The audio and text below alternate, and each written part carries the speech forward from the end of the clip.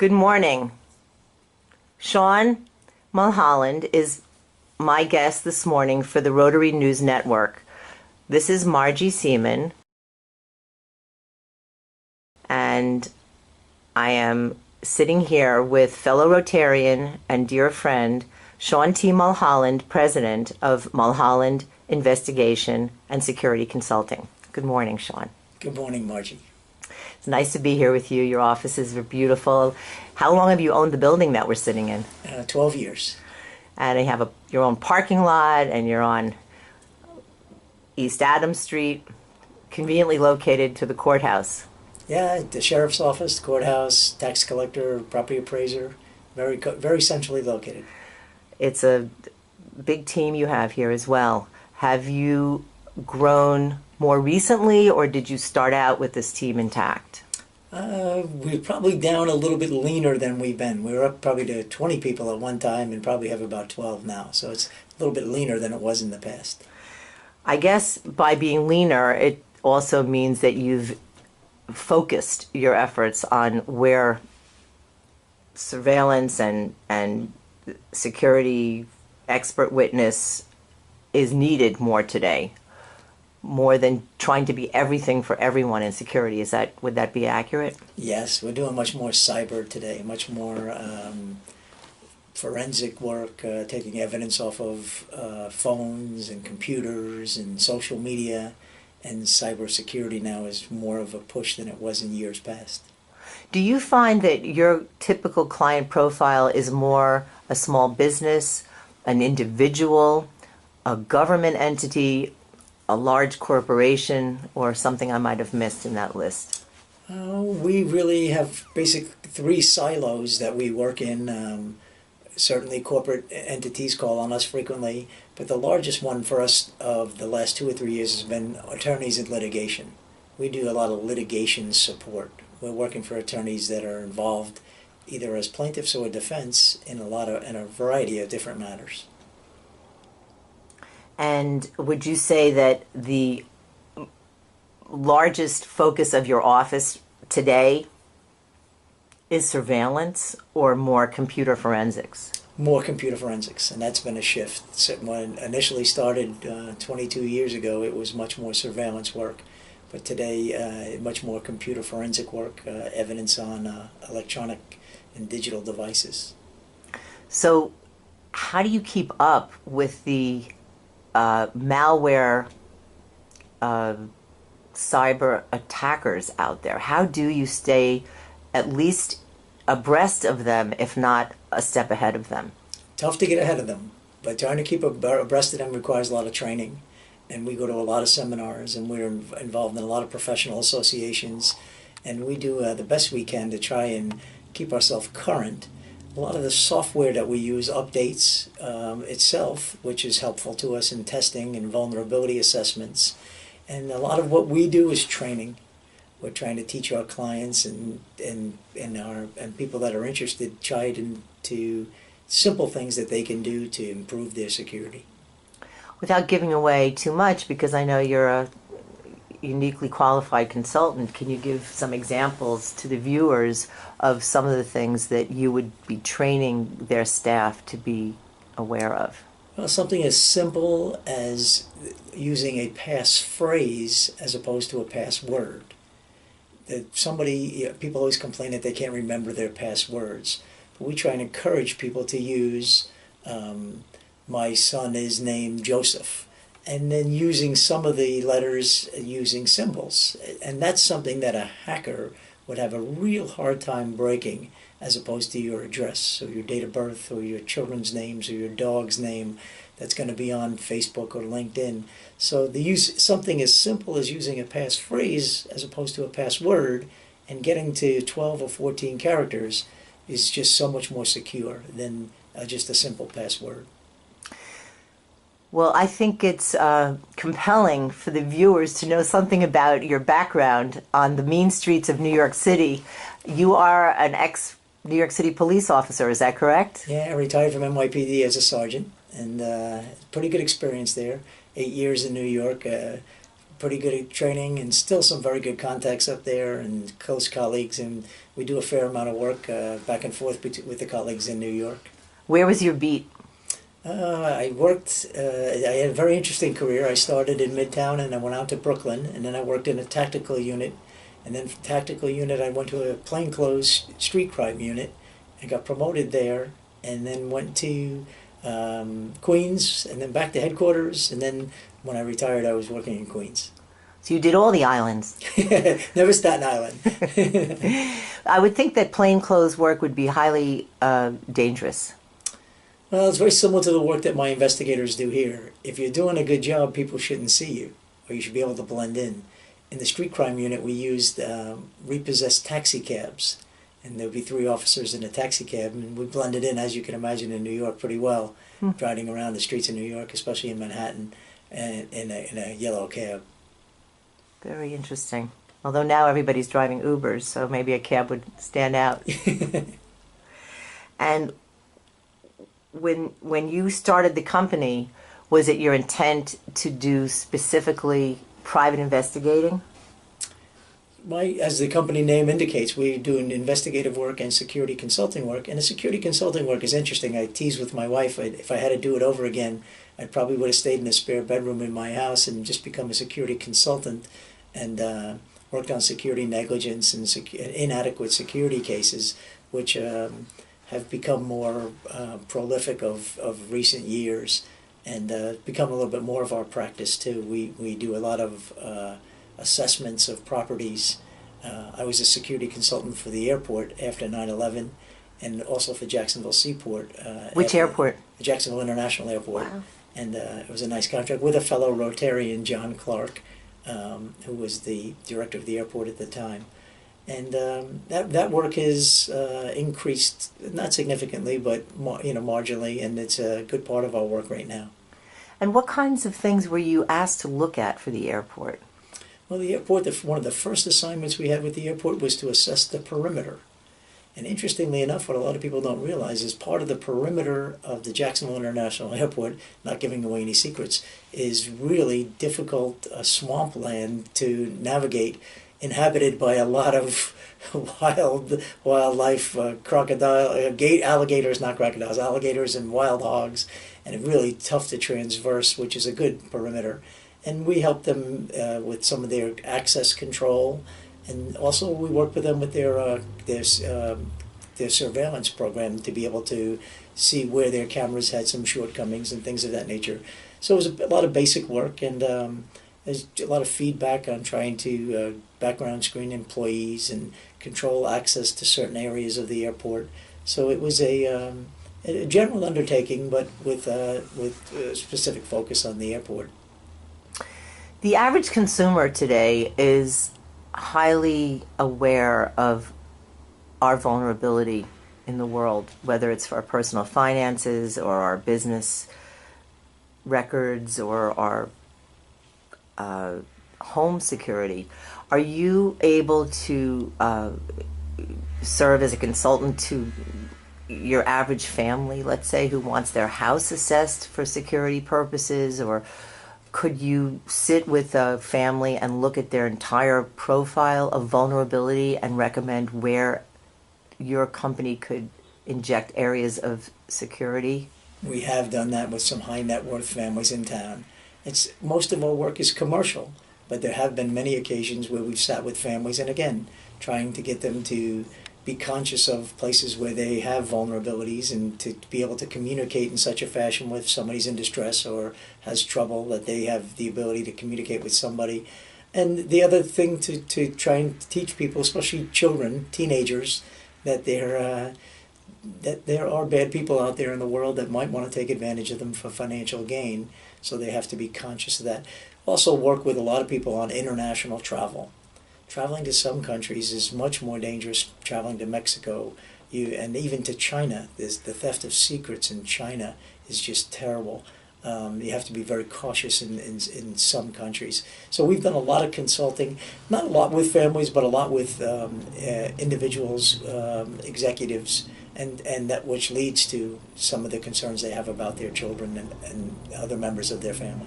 So a family is traveling to China or Mexico, to use your example. What should they be aware of? Well, they should be very cautious that their electronic devices, their phones, their computers, tablets, are likely to be either stolen or hacked into. And unless there's just a major necessity that they carry those things, probably better that they left them behind, or be certain that all of the data on them is encrypted, so that if it were to be stolen, that people couldn't gain their personal information from those devices. And as much as we don't want to really recognize it, the Chinese are always trying to steal our secrets and trying, even from manufacturing or some simple things as building construction and things of those nature. They'd love to have our ideas and not have to work to develop them the way that we have. And if you take the advice and encrypt it, what does that mean? And then you have your tablet with you on the beach in Cancun, and how do you access your information now that it's all encrypted? Well, you can access your information. The thing is, if something was stolen or shut down, the person would have to have a password and a key to be able to decipher the encryption. If somebody were to send you an email, or you would send somebody an email, the person receiving would have to have the key, which is the code, to break the encryption, which makes it much more secure. And again, if you're communicating with friends and things like that that don't have a whole lot of significant financial value, it's less of a concern, surfing the internet and things like that. But if you're certainly on business and you've got confidential information of some kind, you have to be very cautious with that. This might be the stuff of movies, but do they still use the term black hat and white hat? And if they do, can you tell me what it actually means? Yeah, they refer to a white hat hacker as somebody. Hacker is a term that's abused or overused, but a white hat hacker is somebody who's trying to test the vulnerability of your system. That's a good guy. Somebody who is trying to see, and we do a lot of it, and we don't like to use the word hacking, but we try and see if you have open ports on a system, or people that you have software that hasn't been patched, simple things. And that's what a white hat hacker would do. A white hat hacker is trying to find vulnerabilities in your system for your benefit. He's going to report to you. A black hat, just like it refers to, is somebody more malicious. Somebody's trying to steal your identity, trying to steal your secrets, trying to steal a client list, trying to, working in much more of a malicious factor. And so the white hat hackers are trying to help somebody not to be as vulnerable to a black hat, a malicious hacker. And if your identity is stolen, which is, of course, one of the broadest concerns of the average U.S. citizen today, what can they do? Can they call you? Yes, certainly. One of the things I'd strongly recommend that people do in a general course of action is go to the Federal Trade Commission's website. The FTC, I think it's ftc.gov. It's a fantastic website to tell you what to do to protect your identity, and also what to do in the event that you suspect that your identity has been compromised. Like anything else that people do, you have to be vigilant about checking your credit report on a periodic basis and making sure your credit card statements, when you come in, you review them.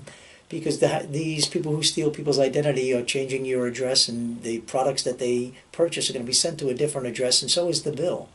So it may take several months before you find out that you've incurred costs or charges on your card without you knowing.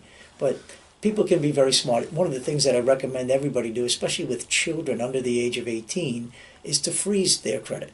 You have a 4 or 5-year-old child, and somebody applies for credit in his or her name, you'd never become aware of it until they go to college or go to buy a car, and now you've got all kinds of liens and judgments against their credit.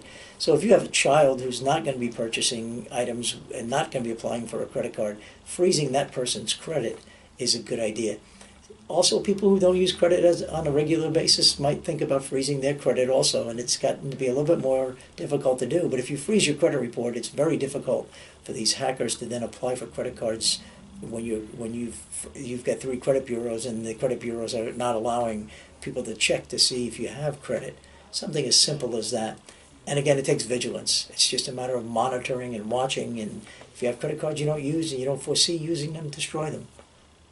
Or freeze them. And certainly that banks are doing that much more with people's cards to enable them to protect themselves from identity theft. Interesting. Now we have a number of younger viewers in Rotaract and throughout the club who are watching today, and they are gainfully employed and driven professionals. But as a young millennial in the workforce, would you consider the field you're in to be a growing field? Oh yeah, there's plenty of, well, the one field that is a tremendous growth area is the area of computer forensics and cybersecurity. There are literally hundreds of jobs paying very good salaries looking for people who have cybersecurity experience, working with companies internally and also working with vendors trying to go test people's security and trying to keep ahead, as you mentioned earlier, trying to keep ahead of the malicious hackers out there. That's a wide open field. There's going to be one of the fields that we do a fair amount of work in, a significantly amount more work in now, is mobile forensics. People carrying around a mini computer in their belt or in their purse.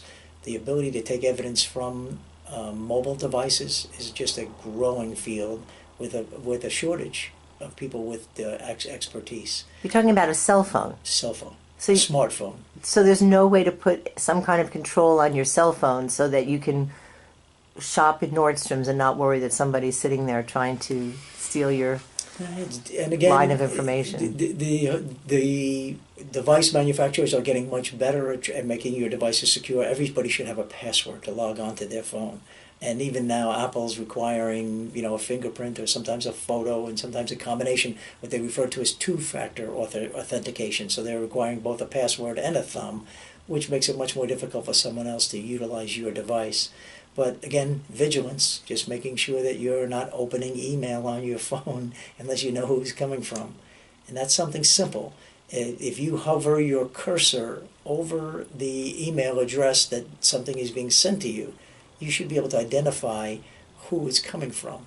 And sometimes you'll see, you'll be suspicious and you'll hover your cursor over the email address and all of a sudden it's just it could be foreign, and you know better than to open up that email. So, and it may even be from people you know.